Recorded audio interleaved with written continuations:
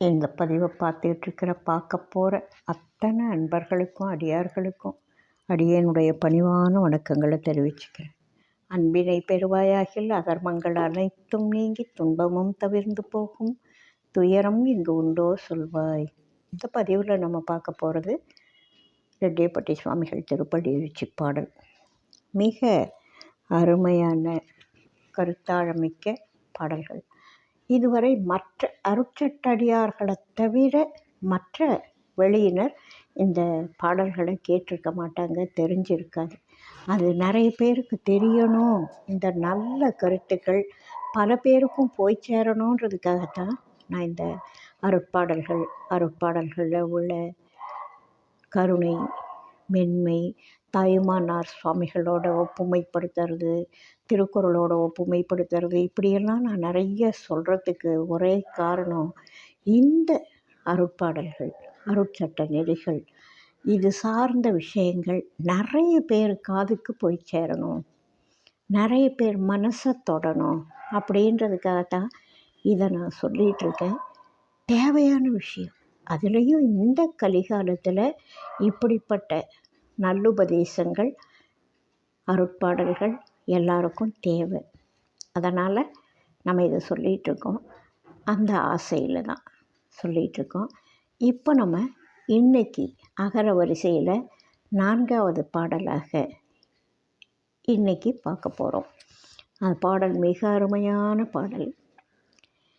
ஈரமில்லா மனத்து ஈனர்பால் மறுவாது என்று மெய் அன்பர்பால் எய்திடச் செய்தாய், ஆரமும் மலரும் நீரும் கொண்டே பூஜை ஆற்றி ஐம்புலனையும் வென்று நிற்பதுவே வீரம் என்று உலகுக்கு உணர்த்தினாய், ஞான வித்தகா சுத்த சாத்வீகமாம் சொரூபா, சேரும் என் பவம் எனும் வினை துகள் செய்யவே சீரியனே பள்ளி எழுந்தருளாயே.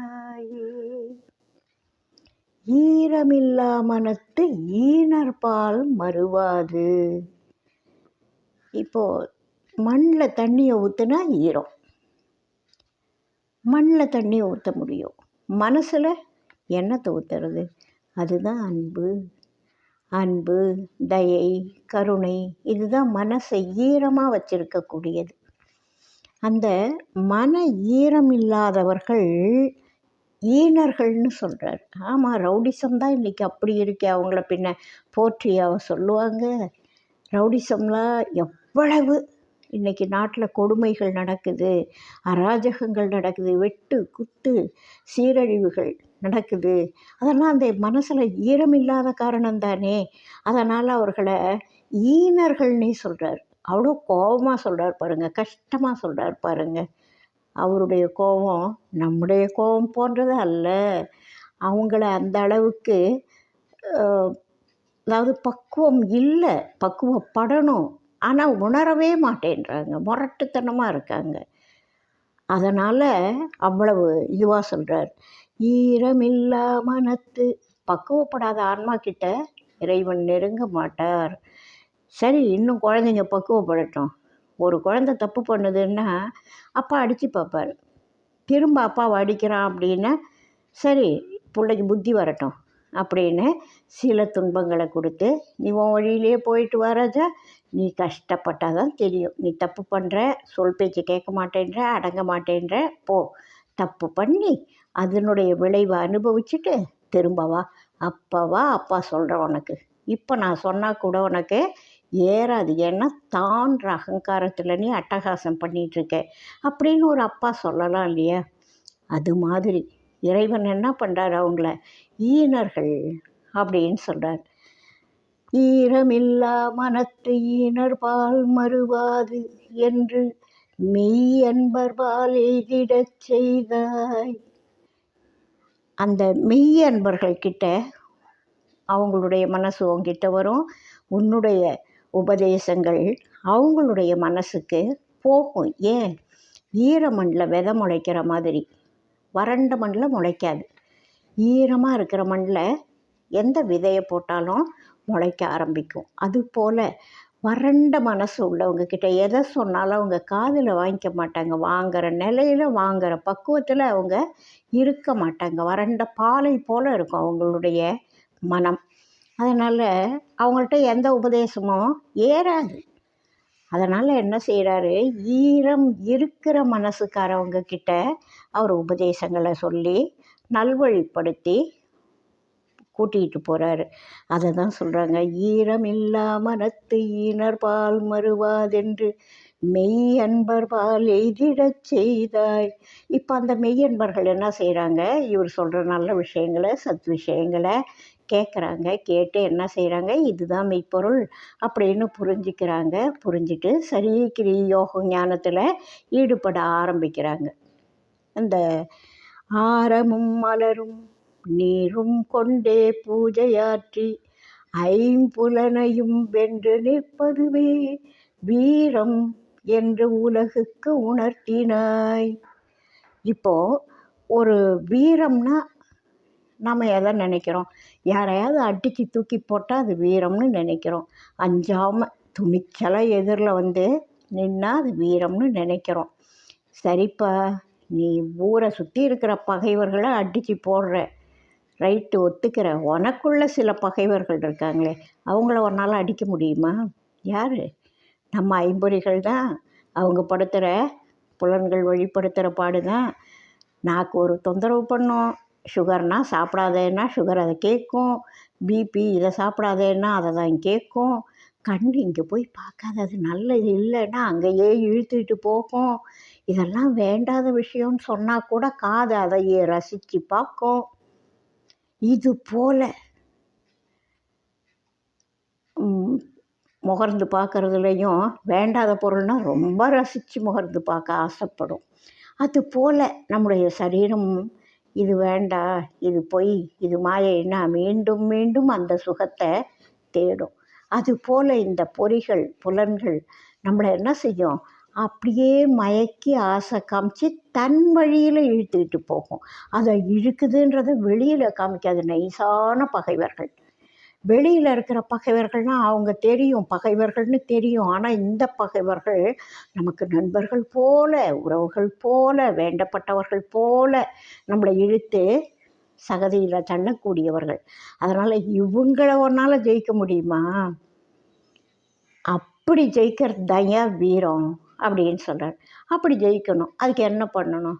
இந்த பொறிப்புலன்கள்லாம் வேலை செய்ய விடாமல் நம்ம மனசை ஒரே இடமா வச்சுக்கணும். எங்கே வைக்கிறது? ஒரு நல்ல இடத்துல வைக்கணும். ஆனதாச்சு, நல்ல இடம். நம்ம உண்மைன்னு தெரிஞ்சுக்கிட்டோம், நாம் மற்றதெல்லாம் மாயைன்னு தெரிஞ்சுக்கிட்டோம், இறைவன் தான் உண்மை, அது தெரிஞ்சுக்கிட்டோம். அதான் ஈரம் இருக்கிற மனசுக்கு அவர் உபதேசம் பண்ணுறாரு. அப்போ என்ன பண்ணணும்? ஆரமும் மலரும் நீரும் கொண்டே பூஜையாற்றணும்.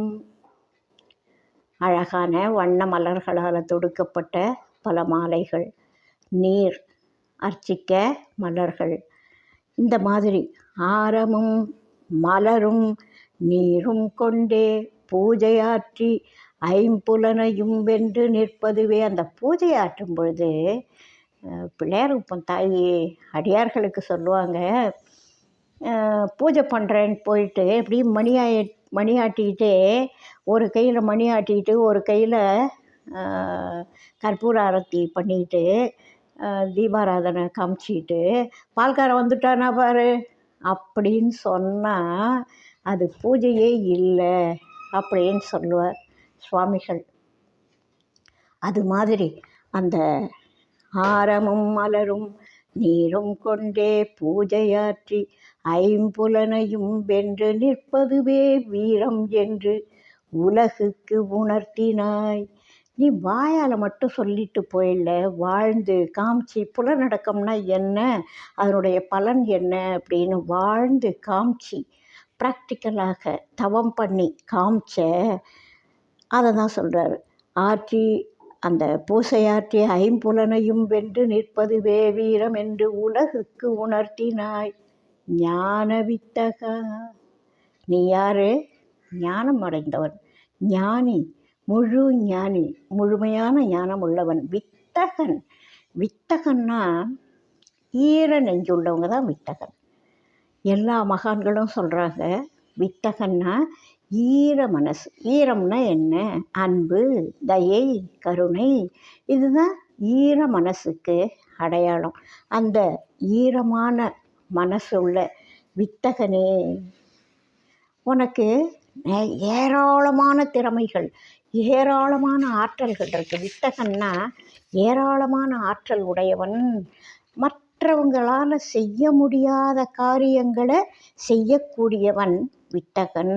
அதுபோல் சுத்த சாத்வீகமாம் சொரூபா, சாத்வீக குணம், இந்த வித்தகத்தன்மை இருக்குது, ஈர மனசு இருக்குது. அதனால் அவர் மற்றவங்க நல்லா இருக்கணும்னு பார்க்குறாரு. வித்தகர்னால் தன்னலம் இருக்காது அவங்களுக்கு. ஈர நெஞ்சு உடையவங்களுக்கே தன்னலம் இருக்காது. ஐயோ பாவம், அவங்க பாவம், இவங்க பாவம், அப்படி தான் நினைப்பாங்க. அடுத்தவங்களுக்காக தான் கஷ்டப்பட தயாராக இருப்பாங்க. அவங்க தான் வித்தகர். அப்போ இவர் வித்தகர். அதனால் என்ன சொல்கிறாரு? சுத்த சாத்வீகமாம் சொரூபா. வித்தகர்னாலே சாத்வீக குணத்தோடு இருந்தால் தான் இந்த மாதிரி வித்தகர்ன்ற ஒரு நிலைமையை அடைவாங்க. ஞானி ஆயிட்டாங்க. ஞானிகளுக்கு என்ன கோபமாக வரும்? இல்லையே, அவங்களுக்கு தான் எல்லா உண்மையும் தெரியுமே. அதனால் ஞானிகள் கோபப்பட மாட்டாங்க. ஞானிகள் வித்தகர்களாக இருப்பார்கள். அவங்களுடைய எல்லா நடவடிக்கைகளும் சாத்வீகம் சார்ந்ததாக இருக்கும். அதான் சாத்வீகமாம் சொரூபா. இறைவனுடைய வடிவம் அருள் வடிவம் அப்படின்னு சொல்லுவாங்க. ஞான வடிவினன், அருள் வடிவினன் அப்படின்னு சொல்லுவாங்க. அதுபோல் தலையிலேருந்து கால் வரைக்கும், திருவடியிலேருந்து திருமுடி வரைக்கும் அவங்க அருள் வடிவினர் தான். நமக்கு இப்படி அவங்க திருவடியில் ஆரம்பித்து திருமுடி வரைக்கும் நம்ம பார்க்கணும், சிந்திக்கணும், எல்லாம் உண்மையாக ரசிக்கணும். அந்த மனசு ஒன்றி பூஜை செய்யும் பொழுது தான் இதெல்லாம் நமக்கு மனம் ஒன்றும். அப்படி மனம் ஒன்றும் நிலை தான் யோக நிலை. அந்த யோகத்தில் தான் நமக்கு மற்ற ஐம்பொறிகளை, புலன்களை அடக்கக்கூடிய ஆற்றல் கிடைக்கும். அங்கே தான் அந்த கிடைக்கிற இடம் இருக்குது, அந்த ஆற்றல் கிடைக்கிற இடம். சுவாமிகள் வேற ஒரு பாட்டில் சொல்லுவார் பாருங்கள், மந்திரம் ஒன்றை நினைந்து நினைந்து மனம் குவியும்படி சிந்தை தெளிந்து நீ வாடுவாய், தினம் தேடுவாய் அப்படின்னு சொல்லுவார். அதுபோல் நம்முடைய மனசை குவிக்கிற போது தான் இந்த ஐம்பொறிகளும் புலன்களும் ஏன் வேலையை நான் காமிக்க மாட்டேன், உங்ககிட்ட என்னால் காமிக்க முடியாதுன்னு அடங்கி இருக்கும். ஏன்? நம்முடைய மனமானது இறைவன் பால் இப்போதைக்கு இருக்குது. அது எந்த வழியால் போச்சு? சரியை கிரியை அந்த வழியால் போய் நம்ம அதிலேயே ஈடுபடணும். அருட்பாடல்களை பாடுறது, இறைவனை சிந்திக்கிறது, இறைவனை நம்ம கண்ணு முன்னாடியே இருக்கிற மாதிரி பாவனையோடு எல்லாம் செய்யணும். கடவுள் நமக்குள்ளேயும் இருந்துக்கிட்டு நம்மளை பார்த்துக்கிட்டே தானே இருக்கார். இந்த உண்மை நிறைய பேருக்கு தெரியாததுனால தான் தப்பு தப்பாக பண்ணுறாங்க. தப்பு பண்ணுறது தெரியாமல் பண்ணுறது வேறு, தப்பையே பண்ணுறாங்க. அந்த மாதிரி இறைவன் பார்த்துக்கிட்டு இருக்காருன்னு தெரிஞ்சால், பயந்தா அவங்களால தப்பு பண்ண முடியுமா? எந்த ஒரு தவறையுமே இறைவன் நம்மளை பார்த்துட்ருக்கார் அப்படின்னா, இறைவன் உடனாய் ஒன்றாய் வேறாய் இருக்கிறார். நம்ம கூடவே இருக்கிறார், ஒன்றா இருக்கிறார். எந்த அணுவில் உயிர் இல்லை? உயிர் இல்லைன்னா அந்த அணு வேலை செய்யுமா? அப்போ அந்த உயிராக இருக்கிறது எது? ஒவ்வொரு அணுவும் 2ஆக உடையுது, 4ஆக மாறுது, 8ஆ 16ஆக மாறுதே. அதெல்லாம் எப்படி? அணுவுக்குள்ளே இவ்வளோ பெரிய ஆற்றல் இருக்கே. அவை சொல்லுவாங்க, திருக்குறளை உதாரணத்துக்கு சொல்கிறதுக்கு, அணுவை துளைத்து 7 கடலை புகட்டி குறுகத்தரித்த குறள் அப்படின்வாங்க. இந்த அணுவை தொலைச்சா 7 கடலை உள்ளே புகட்டலாமா? இப்போ ஒரு சிம் கார்டுக்குள்ளே ஏகப்பட்ட உலக விஷயங்களை புகுத்தி காமிக்கிறாங்க. அதுபோல் அணுவை அவ்வளவு ஆற்றல் உடையது அணு. அணுமின் நிலையமும் இப்போ சமீபத்தில் எல்லா நாடுகள்லையும் அணுமின் நிலையமும் வைக்கிறாங்க. சில காரணங்களால் அதுக்கு அஞ்சுறாங்க. ஏன்னா அதில் வேறு ஏதோ தவறு ஏற்பட்டுட்டால் இந்த உலக அழிவுக்கு அதுவே காரணமாயிடுமேன்னு பயப்படுறாங்க. மற்றபடி அணுவை தொலைக்கிறதும் அதோட ஆற்றலை வெளிப்படுத்துறதும் கற்றுக்கிறாங்க. அதுதானே. அப்படி அந்த அணுவுக்குள்ளே இருக்கிற ஆற்றல் எது? யார் வச்சது? நாம் வச்சோம்? இல்லையே. அவ்வளவு ஆற்றல் எங்கேருந்து வரும்? அப்போ அதுதான் இறைவன். இறைவனை நம்பாதவங்க என்ன வேணாலும் சொல்லிக்கட்டும்.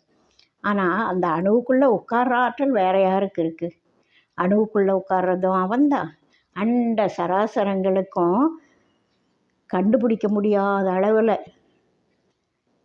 பறந்து விரிஞ்சு அங்கிங்கனாதபடி எங்கும் பிரகாசமாய் நிற்கிறதும் அவன்தான். அப்படி இருக்கிற அந்த இறைவன் திருவடிகளில் நம்முடைய மனசை குவிச்சு நம்ம காரியங்கள் அந்த சரியை கிரியைகள் பண்ணும் பொழுதே நம்முடைய ஐம்புலன்களும் ஆட்டம் போடாமல் இருக்கும். அப்படி நீ இதில் ஈடுபட்டு ஐம்புலன்களை வென்று நிற்பதுவே வீரம் என்று உலகுக்கு உணர்த்தினாய். ஞான வித்தகா, நீ சாதா வித்தகன் இல்லை, ஞான வித்தகன், சுத்த சாத்வீகமாம் சொரூபா. இப்போ நீ என்ன செய்யணும்? ஆமாம், நீ இப்படிப்பட்டவன்னு சொல்லிட்டோம். உன்னை நினைக்கிறதுக்கு நாங்கள் சரியை கிரியில் ஈடுபட்டு ஒரு மனசை ஒருநிலைப்படுத்தி உன்னை சிந்திக்கிறோம். எல்லாம் சரி. இப்போ நான் என்ன செஞ்சேன்னா, நான் ஆரம்பத்திலேருந்து எத்தனை பிறவி எடுத்தேன்னு தெரியாது, என்னென்ன பாவங்கள் பண்ணேன்னு தெரியாது. இத்தனை பிறவிகளாக நான் சேர்த்து வச்ச பாவங்கள் இருக்கே, அதெல்லாம் மலை மாதிரி குவிஞ்சு கிடக்குது. நான் அதை கண்டு பயப்படுறேன், அஞ்சறேன். இவ்வளோ நாள் இவ்வளவு பாவம் இருந்ததுன்றதையே நான் உணராமல் இருந்தேன். இப்போ பார்த்தா இவ்வளோ பாவம் இருக்குது, மலை அளவுக்கு இருக்குது. இதை நான் எந்த காலத்தில் அனுபவித்து முடிப்பேன்? சாத்தியமே இல்லை. இந்த செய்த பாவத்தை நான் அனுபவிக்கணுன்னாலே இன்னும் எனக்கு பல பல பிறவிகள் வேணும். இது இல்லாமல் நான் புதுசாக வேறு தப்பு பண்ணிட்டேன்னா அதனால் பாவங்கள் வரும். அது இன்னும் மலையை பெருசாக்கும். அப்போ நீ என்ன பண்ணணும்? எனக்கு ஒரு ஹெல்ப் பண்ணப்பா. சேரும் என் பவம் எனும் வினை துகள் செய்யவே. இந்த மலையளவுக்கு நான் சேர்த்து வச்சுருக்கேன்ல, என்னால் அனுபவிக்க முடியாது, இனிமேல் பிறவி எடுக்க முடியாது. எனக்கு இந்த வினைகளினுடைய பாக்கியே வேணாம், இதனுடைய பலன்களை அனுபவிக்கிற இந்த விஷயமும் வேணாம், என்னால் முடியல. நான் போதும், எல்லாம் அனுபவித்த வரைக்கும் இது போதும் அது போதும் இது போதுன்ற நிலைமைக்கு வந்துட்டேன். உன்னையே சிந்திக்க ஆரம்பிச்சிட்டேன். உன்னுடைய துணை, நீதான் துணைன்னு நான் பற்றி பிடிச்சிட்டேன். இப்போ நீ எனக்கு என்ன செய்யணும்? சேரும் என் பவம் எனும் மலை துகள் செய்யவே. இந்த மலையை பொடி பொடியாக்கி சுத்தமாக ஒன்றும் இல்லாமல் பண்ணிட்டு இதை நான் அனுபவித்து முடிக்கிறதுக்கு காலம் இல்லை, அவகாசம் இல்லை. நான் ஒன்றை தானே தேடுறேன். அப்போ நீ தானே எனக்கு ஹெல்ப் பண்ணோம். நீ தான் அப்பா, நீ தான் அம்மா. அப்போது எனக்கு தாயாக தந்தையாக இருந்து எல்லாமா இருந்து பார்த்துக்கிறப்போ எனக்காக இந்த இவ்வளோ மலை சேர்த்து வச்சுருக்கேன் தெரியாதனமா. நான் வேணும்னு செய்யலை, அறிவின்மை காரணமாக அறியாமை காரணமாக இவ்வளோ சேர்த்து வச்சுருக்கேன். அதையே இப்போ தான் புரிஞ்சிக்கிறேன். ப்ளீஸ் என்னுடைய சேரும் என் பவம் எனும் மலை துகள் செய்யவே சீரியனே பள்ளி எழுந்தருளாயே. இந்த மலை அளவு வினைகளை போக்கணுன்னா நீ வந்து உன்னுடைய திருவடி கருணையினால் இந்த மலைகளை ஒட்டச்சி தூளாக்கி முருகன் வேலை விட்டார். கிரௌஞ்ச மலை பொடி பொடியாச்சு. அந்த ஞான வேல், சக்தி வேல் பட்டதனால ஆணவமாகிய அந்த மலை பொடி பொடியாக ஆயிடுது. அதுபோல் என்னுடைய இந்த வினையாகிய மலையை உன்னுடைய திருவடியாகிய அருளாகிய திருவடியை எனக்குள்ளே எழுந்தருள பண்ணி என்னுடைய வினைகளாகிய மலையை பொடி பொடியாக ஆக்கணும் இறைவா. அதுக்காக வா, வந்து சேரும் என் பவமெனும் வினை துகள் செய்யவே சீரியனே பள்ளி எழுந்தருளாயே. இந்த பாடலை இன்னொரு தடவை நாம் பார்க்கலாம். ஈரமில்லா மனத்து ஈனர்பால் மறுவாதென்று மெய் அன்பர்பால் எய்திடச் செய்தாய். ஆரமும் மலரும் நீரும் கொண்டே பூஜையாற்றி ஐம்புலனையும் வென்று நிற்பதுவே வீரம் என்று உலகுக்கு உணர்த்தினாய். ஞான வித்தகா, சுத்த சாத்வீகமாம் சொரூபா, சேருமென் பவமெனும் வினை துகள் செய்யவே சீரியனே பள்ளி எழுந்தருளாயே. இப்படிப்பட்ட பாடல்களை, ஞான பாடல்கள், அருட்பாடல்களை நம்முடைய வாயால் தினம் தினம் பாடும் பொழுது நம்முடைய வினைகள் கட்டாயமாக பொடி பொடியாகும். வாழ்க வளமுடன். அடுத்த ஒரு பாடலில் அடுத்த ஒரு பதிவில் சந்திப்போம். இந்த நல்ல விஷயம் உங்களுக்கு பிடிச்சிருக்குன்னா மற்றவங்களோட ஷேர் பண்ணுங்கள், கமெண்ட் பண்ணுங்கள். இதுவரை பண்ணாதவங்க சப்ஸ்கிரைப் பண்ணுங்கள். வாழ்க வளமுடன்.